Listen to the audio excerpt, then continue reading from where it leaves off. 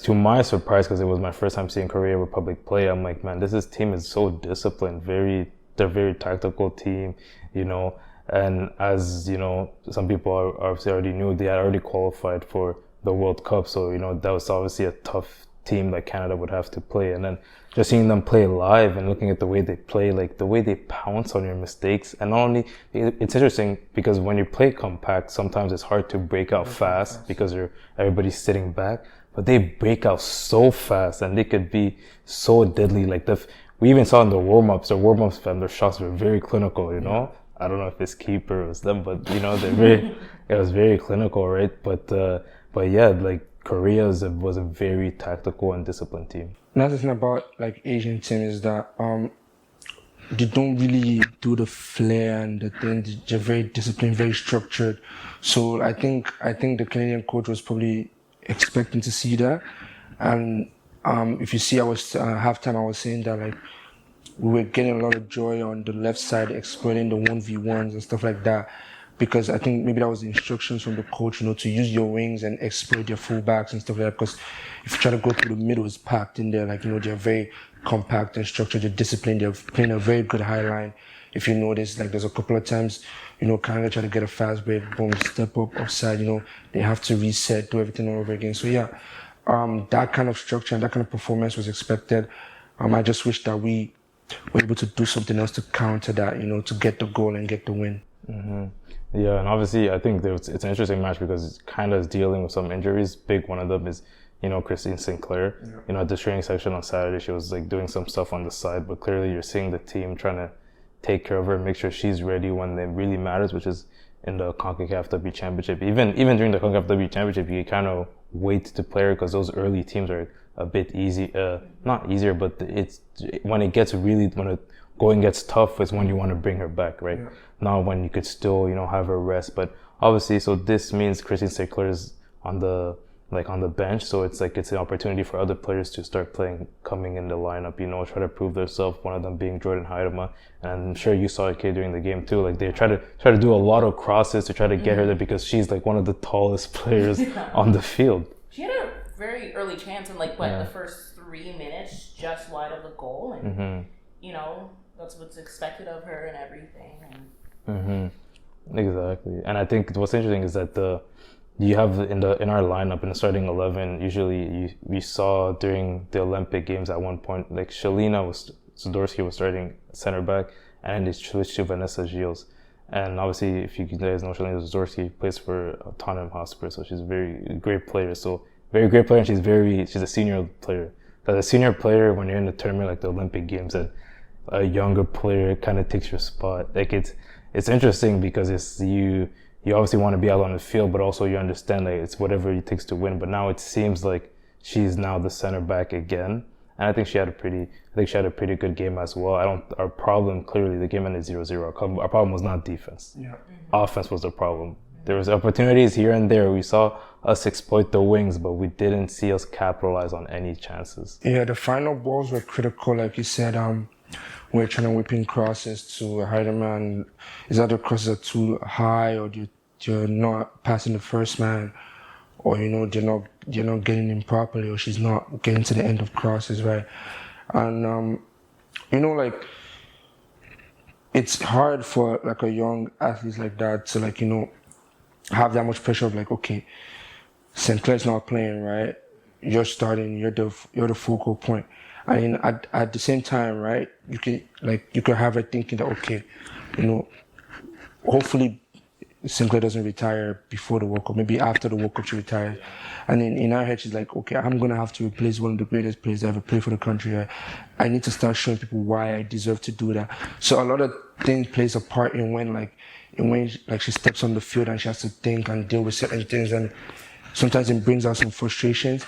And I was very surprised and shocked that she came off 7 minutes into the second half. You know what I mean? That's what you told me. Yeah, I'm like, you know, the coach, you know, probably, you know, at halftime when it's 0-0, the coach would probably say, you know, this starting lineup, you have 10 minutes to give me something, you know, and then the first person you take is a striker, that tells me that you demanded more and she's not giving you what you wanted, right? So that also puts added pressure on the player.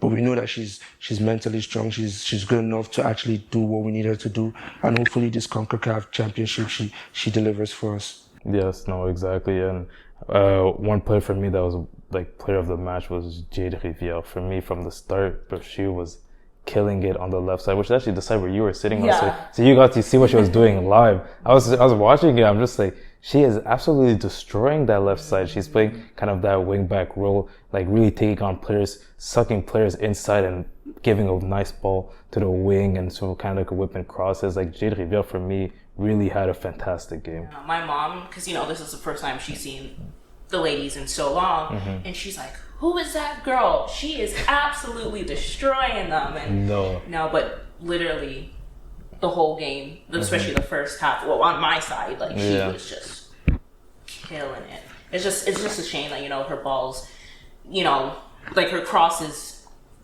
didn't get the finish that the team wanted, that we wanted, and everything. And I feel like at some point, like, we kept on going towards the right side when we should have gone to the left side and exploited that mismatch that we had on the left side. 100%. Right. And it's like, because I was watching, I'm like, okay, every time the ball comes to the right side, and I think it's Ashley Lawrence and Janine Becky. Yeah, and they're always cutting back, like coming back to the middle. It goes back and then coming back to the middle. Because you kind of have a triangle. You have Ashley Lawrence, Janine Becky, and then you have also Jessie Fleming, who's a midfielder. So yeah, but like sometimes when you play in that position, like especially when you're trying to exploit the wings, you always want to try to beat them. The couple of times that Ashley Lawrence was able to beat the defender, the crosses were not up to standard. They were like low crosses that the first man just picked up, something like that. So I feel like if we see that one side is not working and then we're having a lot of joy on the other side, we should utilize that. You know what I mean? And then get more crosses in, and then because there was a couple of times where she on the left side whipped the cross in, and it was just like one touch and it's a goal. You know what I mean? So we just have to keep on doing that and keep on exploiting people's like team's weaknesses. Definitely. And I like just at the press conference, Desiree Scott talked about the fact that, because I asked like what were some of the positives at least you had got from today, because I'm sure we can name the negatives, but what's some of the positives? And she said one thing that she liked is that the way we held possession. Like I think that's one thing you could really point out. Van Canada knows how to hold possession and move with the ball. They're pretty confident with it. Now it's about what you do when you get to that final third, because we've seen teams that they dominate the possessions percentage, at halftime, at the end of the game, but somehow you look at the scoreline and they lost the game.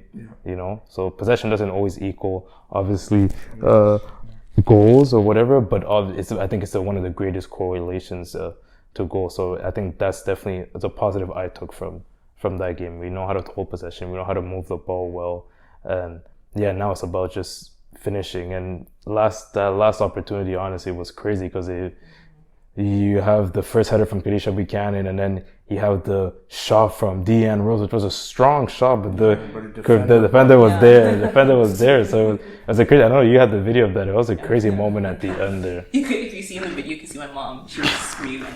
Everyone was. I honestly thought that went in, and then I didn't see the defender from my angle, so I thought it was going in, and then somehow keeper had it in her hands. I was like, oh. That was a crazy moment in the game, and it's funny because that was the last play of the game.